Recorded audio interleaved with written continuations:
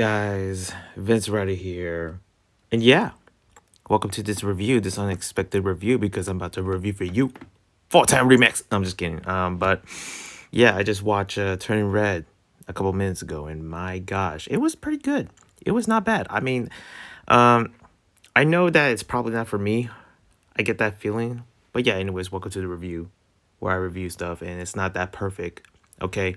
I'm not gonna be peachy like, HD with these reviews or something. Not gonna give you the perfect. There could be a cough here and there. There could be some sounds, even though everyone's sleeping, so I gotta speak a little silent. But yeah, this is just my thoughts of turning red about this girl going through puberty or becoming a red panda.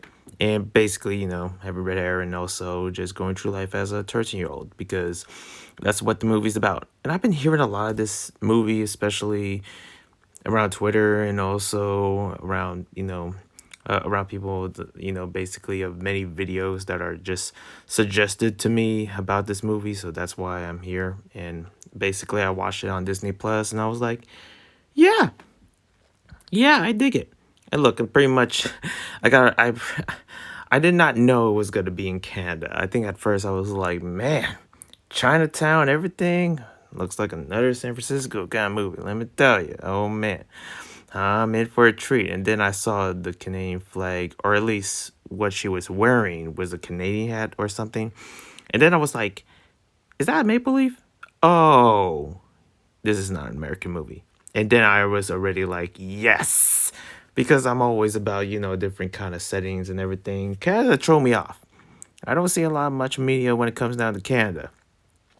But then I saw this and I was like, oh, this is not bad. And listen, I never been to Canada, but man, I would love to go.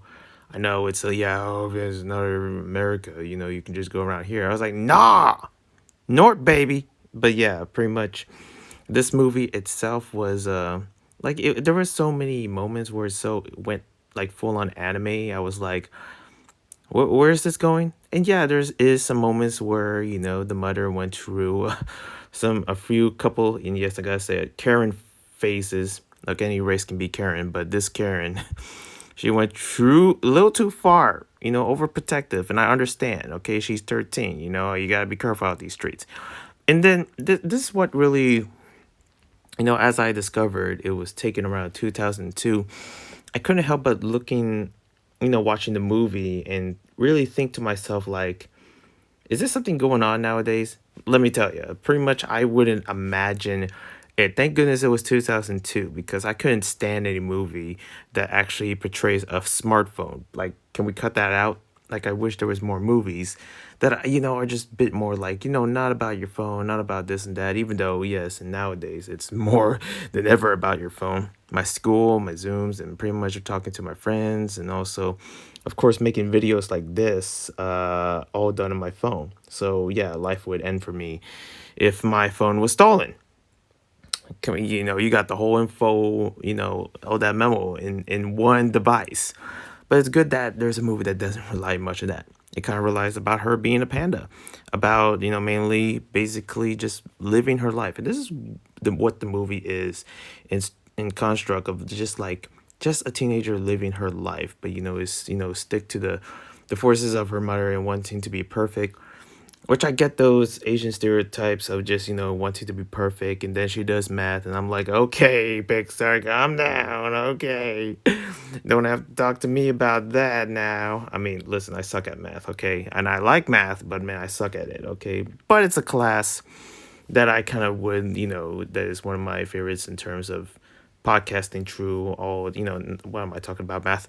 And then she pulled that, that what was this like, are you a triangle because you're a cute? And I'm like, thank you, finally somebody freaking used that. Okay, I was wondering what's gonna that I gotta go. I'm not into math, people, by the way. But yeah, that was a clever joke.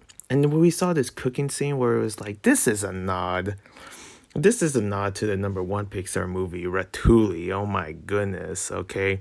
And then also, yeah, the Four Town. Pretty much Four Town. At first I was like, okay, Four Town, it should be called Five Town, and then the mother agrees with me, and I was like, let me tell you, okay, yes, like why? Four Town, but there's five boys. What's going on? Okay, I understand that too.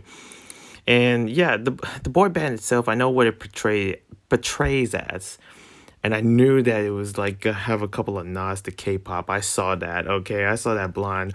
Like, what? Come on, Rapmon, is that you? Yeah, pretty much. It's just like, they just pull that out of, pretty much the K-pop itself. And then again, this is like surrounding a time where pretty much still having mixtures of like actual life in itself, and then this movie mixture within. And I'm trying to think to myself, like, this movie could have been so good if it was a show, because of course the movie itself, we have to have the scene, which is the finale, which I'm not gonna spoil. Um, but also, like, that could have turned into many things, many of her powers being used and what she is and how that really carries, especially within her ancestry, of mainly just being this red panda. But as the I like how as the movie moves on, mainly basically learns how to use her power, especially towards the end here and there. I wish it was sooner that especially controlling her power, which she does. And I gotta say, the food in this movie was good. Okay, did I mention the Ratatouille scene? Oh man, we gotta give some definitions with the Ratatouille scene. My gosh, but yeah, pretty much this movie draws a lot of nostalgia, and pretty much as I'm in my 20s, I barely remember anything back in 2002. Okay, listen, I was literally around, pissing my diapers back in 2002 and munching on my Sega Genesis. I'm kidding, I wouldn't do that. Even as a kid, basically. It's crazy how in gaming, a lot of my video games, even when I was like 9 months old, I was looking at my video games and I was like, that's not food. Literally, I always thought of that, okay? Maybe because of my parents, but it's crazy how I munch so many things, but not my freaking, Sega Genesis. Anyways, um, like I look at paper like chips. But yeah, this movie takes around that time and it really kind of hardens back to, especially the phone thing and how, it's seen like this. Also, very like a bunch of old school kind of like, uh facts around, especially fashion when it comes to like you saw the clerk there, which I'm trying to understand, like, why are they like into the guy and the clerk? What is that not to? What's going on here? That's weird. But yeah, it seems like like, what was he wearing, a bucket hat or something? I was like, yeah, bucket hats. I'll take that to the old school. And also they got like a little nod of skateboarding here and there, which I like, even though that's been popular, but it's good to actually see that in terms of having an animation surrounding that, of different skateboard types, even like one of the friends being a skater girl, which is cool. And also, I like how each of them have like their own color schemes. You got the, green being the skater girl, and you got the orange of the gothic kind of like, like girl, and pretty much, the one crazy one, which is my favorite. She is just hilarious. The pink one, and pretty much I just like, oh man. And of course, mainly just there's so many in this movie where it really talks about how friendships, and also the understanding, especially when I was watching this movie. Yeah, it's perfect for kids, but it's also perfect for just like having that understanding, also just like how it really relates to adults, how it resonates raising a daughter or a son, especially being a teenager. Like, I could imagine that. Like, it really reminds me of how much hard times that I gave my parents before moving out. When being a teenager and just being like this gamer skater nerd that just like wouldn't know what to do with his life. But then I really like how the movie really goes towards that. Especially, who is this Afro kid? The Afro kid that mainly usually doesn't like. I like how they got along without explanation. And like, especially towards the movie, I'm like, okay, I guess he's cool now. Even though mainly has something against this kid. But it's good they get along. And I guess that's how it is as you move on. The people that you don't like as a kid, then you move on. You're all of a sudden surprised that you became friends. And I know that for sure. But yeah, this movie is pretty good. I really like how, it's just went, over the top, especially the scenes, the ending scenes, the battle scenes. Let me tell you, the big scenes, it really, still gives that idea like, yeah, we're still a cartoon, people, okay? But it's just, it's a perfect movie, especially the representation of the Chinese, which is something that I kind of want to talk about. I'm not Chinese, you know, I'm part Filipino, so I gotta really, really talk about this, I guess, as an Asian, since I don't see much Asians talking about it. Maybe I do, maybe I not. I feel like if I was, under having an understanding of Chinese culture itself, but I feel like that's almost like, as I'm seeing this, it's somewhat similar of what I've seen. Having aunts touch your face and be like, "Oh, you're getting fat, you're getting skinny. Oh, look at you, look. Oh, you're getting big." Like, man, I relate to that so much, and especially how the food, like amounts of food, especially when it comes to an Asian culture of just like having a batches of food. I know that being Filipino, you just got batches of empanadas and adobo and everywhere, and pretty much, yeah, and it's just a whole lot of food, and never get tired of it. And also, what else that this kind of resonates? I don't know, the emotions of the movie really hits. I think I almost teared up when I saw, like, especially seeing Malin mainly just going through these transformations and not controlling them, especially in the bedroom that she has to sleep. Man, that felt heartbreaking almost. It's like this young, innocent 13-year-old that just wants to live her life, and basically is not, wanting to rescue anything or not care about anything. Like, she's a 13-year-old girl. And I can't help but think that this movie was sort of inspired by, by the, I don't know about the writers, anyone, and I don't even know the voice actors. Look, I don't go to that deep, okay? You think I'm top tier analysis, freaking Jeremy Johns and Chris Stuckman here? No.